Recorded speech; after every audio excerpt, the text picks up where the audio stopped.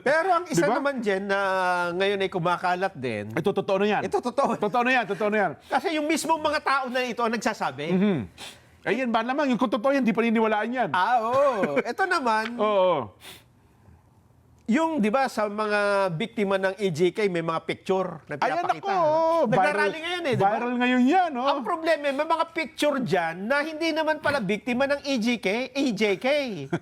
Ang number one na nagreklamo dyan ay yung anak ng doktor, na isa ring doktor. Anak ng doktor, Oo, okay. Si Dr. Lux Andutan.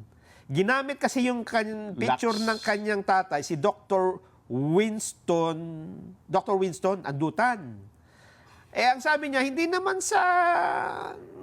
sa EJK namatay ang tatay ko. Kundi siya ay pinatay at yung mga murderer ay nakakulong na ngayon. Okay. Oo, kaya dapat daw, sabi, wag So niyo parang sinasama doon sa... yung picture. Yung picture. Yung picture ng tatay niya. Na nananawagan sa Oo. hustisya para dahil sa EJK.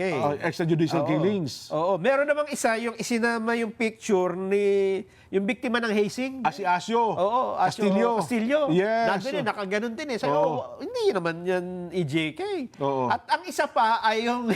Sumikat yan ako. Hinahanap ko si nga yan Aling eh. ano eh? Aling Sheila. Aling Sheila. Sino ba yan si Aling Si Sheila? Aling Sheila kasi, di umano. Oo. Eh, hindi naman natin alam kung yung talagang pangalan, di ba? Oh, nanalo sa Oscars eh.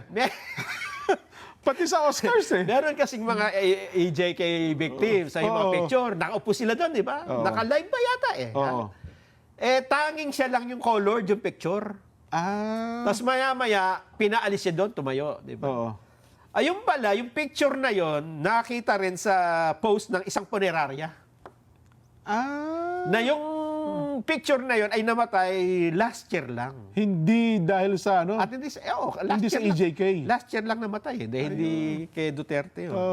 So, nangingiti tayo sa bagay niya, hindi sa pagtatawanan Hindi natin dahil mga sa biktima, namatay, kundi oo. yung sitwasyon, yung Oo. pangyayari. Kasi ang nangyayari, lahat ay gumagawa ng kanya-kanyang, ano ba yan, panloloko ba? Di ba? Oo. O kung ano Hindi, ba? parang di ba? deception nga yan eh. Panlilin lang ho yan eh. Oo, Di ba? pati na yung mga kunyari ay memes, di ba? Oo. Meron talagang pinatutungkulan nito na gustong mabiktima rin. Oo. Ngayon, may memes ngayon kay Aling Sheila eh. Oo. Sabi nung sa Oscars eh, ng picture ng mga sikat na artista. And the And the winner is